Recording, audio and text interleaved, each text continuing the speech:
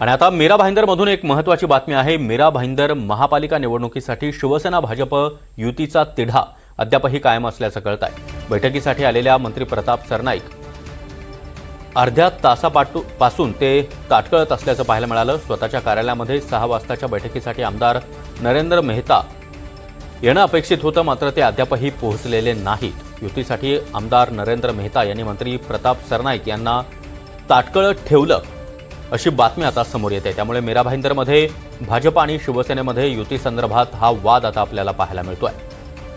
दरम्यान काही वेळापूर्वीच नरेंद्र मेहता यांचं वक्तव्य देखील आपण पाहिलेलं होतं आणि नरेंद्र मेहतांनी प्रताप सरनाईक यांच्या सोबतच्या बैठकीनंतर हा तिढा सुटेल असं सांगितलेलं होतं। मनोज सातवी सध्या आपल्यासोबत जोडले गेलेले आहेत। मनोज, मंत्री प्रताप सरनाईकांना नरेंद्र मेहता यांनी ताटकळत ठेवलंय का?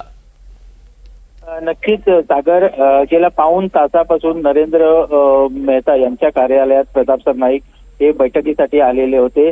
मात्र आता पाऊण तास उलटल्यानंतर आता नुकताच म्हणजे 1 मिनिटापूर्वी नरेंद्र मेहता हे त्यांच्या कार्यालयात आलेले आहेत आणि प्रताप सरनाईक यांची त्यांनी भेट घेतलेली आहे।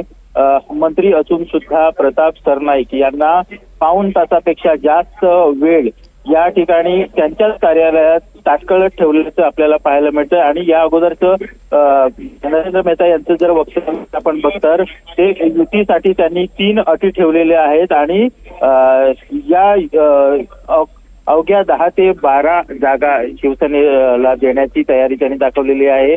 आणि यामधली सर्वात महत्वाची जी अट आहे ती अट म्हणजे शिवसेनेने महिनाभरापूर्वी भाजपचे जे पदाधिकारी आणि जे कार्यकर्ते आहेत ते शिवसेनेमध्ये घेतलेले आहेत। त्यांना नगरसेवक पदाचं आमिष दाखवून, तिकीट देण्याचं आमिष दाखवून जे कार्यकर्ते घेतलेले आहेत ते परत करावेत आणि शिवार गार्डन जी मोक्याची जागा आहे ते शिंदे गटाच्या एका नेत्याने भाडेतत्वावर घेतलेले आहे आणि त्याच्यावर व्यवसाय उभारलाय, ती जागा परत करण्याची, महापालिकेला परत करण्याची या अतिशय कठीण शिवसेनेच्या बाबतीत अशा ज्या अटी आहेत त्या अटी ठेवलेल्या आहेत। आणि या अटींवर नेमकं शिवसेना काय भूमिका घेते ते पाहणं महत्वाचं ठरणार आहे। आता काही क्षणातच नरेंद्र मेहता आणि मंत्री प्रताप सरनाईक यांच्यामध्ये आता बैठक सुरू झालेली आहे। नक्कीच मनोज, त्यामुळे या बैठकीमध्ये मीरा भाईंदर संदर्भात नेमका काय निर्णय होतो हे देखील पाहणं महत्वाचं आहे।